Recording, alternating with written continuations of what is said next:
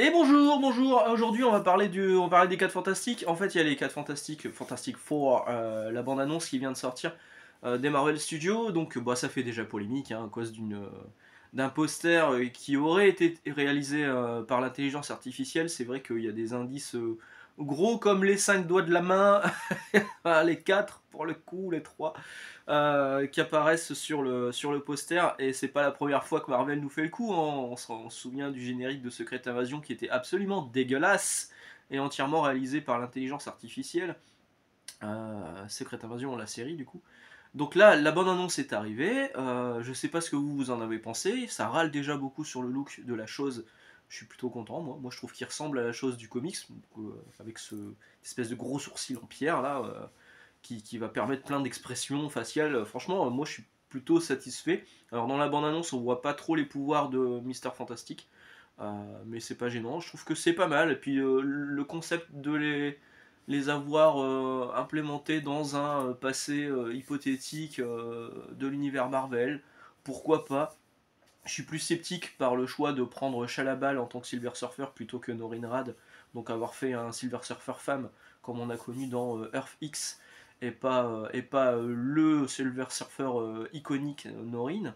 Bon, on verra, on va faire confiance à Marvel Studios parce que c'est vrai que pour une fois, je suis plutôt chaud sur cette bande-annonce, plus que pour les Thunderbolts, plus que pour certaines séries.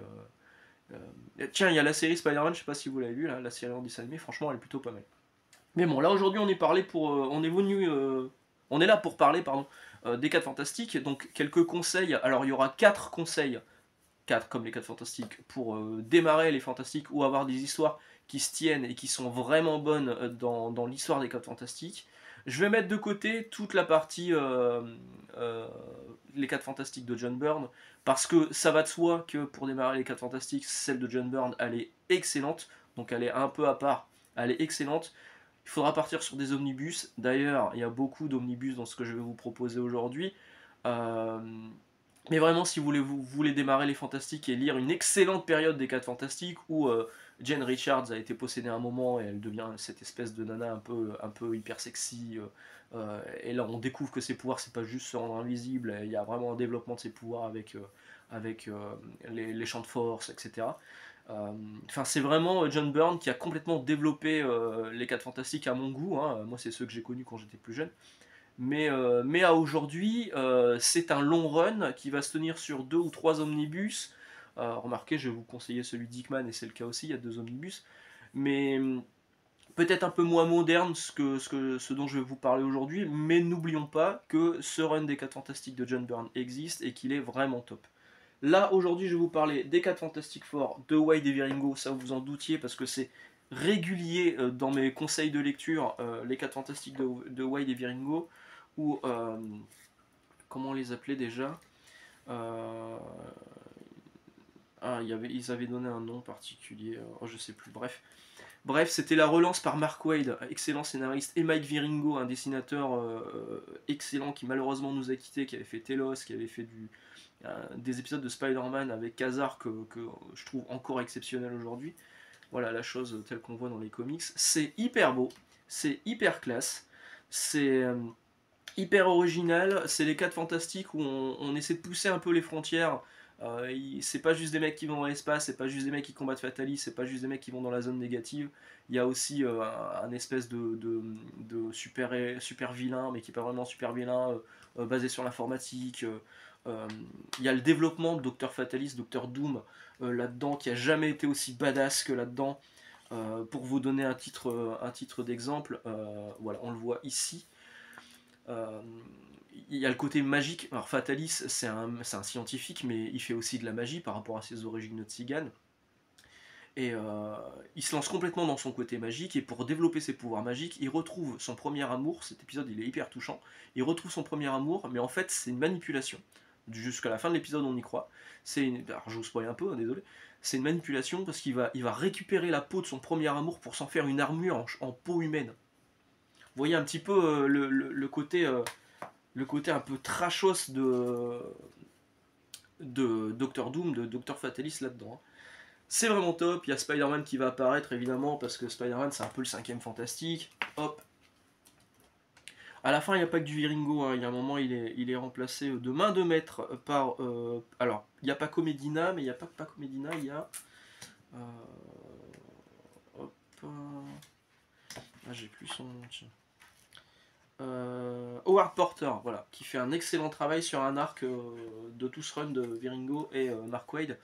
Tout est disponible en un seul omnibus en VF. Vous avez un omnibus à 70 balles, vous avez l'intégralité du run de Waid et Viringo, et c'est top. Pour lire du très bon Fantastic Four, à un moment, bon, on se débarrasse de Doctor Doom, mais sauf que la Latverie, elle est livrée à elle-même. Les Fantastiques s'installent et ceux qui vont diriger le pays.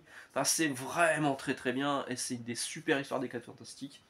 Autre excellente recommandation, les Fantastic Four de Mark Millar et Brian Hitch, l'équipe qui nous avait livré Ultimates disponible en Marvel Poche, que je vous recommande fortement.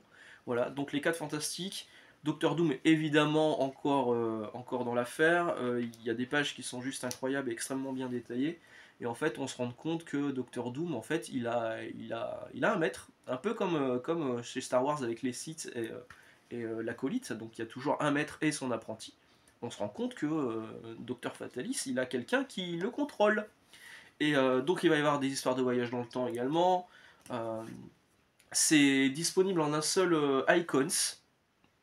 Oui, il n'y a pas d'omnibus à ma connaissance, il y a un seul Icon. Je me demande s'il n'y avait pas eu un must-have à un moment. En tout cas, c'est excellent et c'est une série que je verrais bien arriver en Marvel Poche aussi. Moi, là, ce que j'ai, c'est des trade paperback américains et anglais, hein. C'est top, c'est vraiment du très bon fantastique aussi. Et en plus de ça, c'est du Mark Millar. Donc, Mark Millar, on sait qu'au niveau des scénarios, il y a tout le temps des surprises plutôt sympas qu'on voit pas arriver. Et puis, c'est Brian Hitch au dessin, et Brian Hitch extrêmement en forme là-dedans. C'est pas le Brian Hitch qu'on critique un peu sur Secret Invasion, même si moi je trouve qu'il est bien dans Secret Invasion. Vraiment, c'est un excellent titre sur les 4 Fantastiques, disponible en un seul Icons, et ça serait pas mal que Panini le ressorte un jour, donc peut-être en Marvel Pocket. Ça s'est ressorti l'année dernière en 2 omnibus, les Fantastic Four de Jonathan Hickman. Jonathan Hickman développe le Conseil des Raids. En fait, donc il y a le multivers, hein, il y a plein de versions des 4 Fantastiques différents. Je vous ai pas parlé, mais les Marvel Zombies apparaissent dans le run de Mark Millar sur les 4 Fantastiques. Je crois que c'est ça. Euh, donc il y a le multivers, il y a plein de raids différents. Reed Richards, si vous le dites à l'américaine, euh, le patron, le chef des 4 Fantastiques qui est là. Euh, et donc il y a le conseil des raids. Ils vont tous se réunir dans une poche du multivers pour décider du futur du multivers et de leur monde respectif. Et ça va pas bien se passer. Et il y aura des développements aussi avec les personnages qui gravitent autour de des 4 Fantastiques. Vous savez, les 4 Fantastiques, c'est une famille. Suzanne et Red, donc Jane et Red, si vous le dites à l'ancienne, pour les vieux comme moi, sont mariés. Johnny, c'est le frère de Suzanne, et Ben est le meilleur ami de Red Richards. Ils sont tous ensemble, mais il y a aussi les enfants de Red et Suzanne. Il y a aussi des enfants qui sont adoptés. Il y a une espèce d'école qui va se monter. Bref, le run Dickman, et c'est sur 2 omnibus, ça se développe hyper bien. C'est vraiment très bien raconté. Au niveau des dessinateurs, on a du Eaglesham qui est très en forme, du Steve Epting, Sean Shen, Nick Dragota, Barry Kitson. Franchement, on n'est pas volé. C'est vraiment très très cool. Ça va être ma 3ème grosse reco aujourd'hui. Alors oui, c'est encore de l'omnibus, oui, c'est encore une grosse somme à sortir d'un coup, c'est un peu chiant. Les premiers arcs, le premier arc est disponible dans un Marvel Must-Have, mais bon, voilà, vous allez claquer 15 à 20 balles pour le Marvel Must-Have pour le premier arc, vous allez trouver ça cool, vous allez vouloir lire la suite, vous allez claquer 80 balles pour un omnibus, et vous allez avoir des épisodes en doublon. Achetez directement l'omnibus, faites-moi confiance. Ma 4ème et donc dernière reco avant de passer au petit bonus, hein, sur les 4 Fantastiques, c'est Fantastic Four Heroes Reborn. Alors j'aurais pu vous parler d'Ultimate Fantastic Four, qui est aussi un nouveau démarrage, une nouvelle version des 4 Fantastiques, avec un Red Richards qui par la suite deviendra le Maker, celui qui est devenu le grand méchant de l'univers Ultimate actuel. Mais je trouve que pour un redémarrage, Ultimate Fantastic Four c'est bien, Ultimate Fantastic Four Heroes Reborn c'est mieux. C'est Mike Choi et Jim Lee au dessin. Et Jim Lee, il y a des planches qui sont juste incroyables. C'est vraiment une relecture moderne de l'univers des 4 Fantastiques. Et en plus de ça, avec les planches de Jim Lee, c'est top. Alors, Le souci, c'est que là, si vous voulez les lire aujourd'hui, il existe juste un omnibus avec tout Heroes Reborn. Donc vous n'avez pas que les 4 Fantastiques, vous avez aussi du Rob Liefeld, avec Captain America, avec Avengers, et vous aurez aussi, regardez cette double planche là, ça c'est vraiment top, et vous aurez aussi Iron Man par Wes Portakio au début. Donc l'omnibus d'Heroes Reborn il est vraiment cool, mais c'est pas que les 4 Fantastiques, ça c'est un peu dommage, sinon vous pouvez essayer de retrouver ces versions kiosques qui étaient sorties en 98. Bon, à l'époque on payait encore en francs, ça c'est vraiment bien.